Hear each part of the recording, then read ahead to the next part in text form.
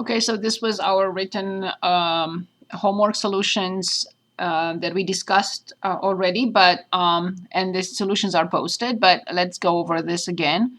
So y equals 1/2 times x to 4/5.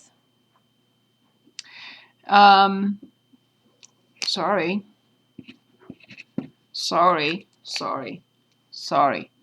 Y prime, I have to make this correction, my apologies. So y prime equals 1/2 times 4/5 times x to 4/5 minus 1. So then when we simplify by 2, we get 2/5 in front and x to 4/5 minus 1, which is negative 1/5. Remember, 4/5 minus 5/5 equals negative 1/5. That's the power over there. So this function, I rewrote it as x to 1/3 and then 4 times x to negative 1/2. Since I already have the symbol in front, I don't have to write them separately like I did before. I wrongly didn't. So that's a derivative. Bring 1/3 in front, subtract 1 from the power. Again, 1/3 minus 1 equals negative 2/3.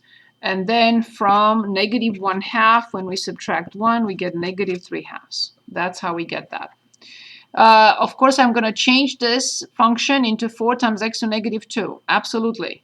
I will bring down negative 2, multiply by 4, and I get negative 8. Subtract 1 from the power and get negative 3, which changes into negative 8 over x to the third. I'm asked to plug in negative 2. Evaluate the derivative dy over dx when x is negative 2. When I plug in negative 2 cubed, I get negative 8. Negative 8 over negative 8 is 1. This is a function. We differentiated it because we want to find the points or the point or points where the derivative, where the function has a horizontal tangent, which means the derivative is 0. So this means horizontal tangent. So we set it equal to 0 after we differentiated. Of course, we multiply by negative 1. We factored or used the quadratic formula. We determined 5/3 and negative 1 using the zero product principle, and we had to plug it back in. So this is the function evaluated at 5/3, and this is the function evaluated at negative 1. So that's how we got these numbers.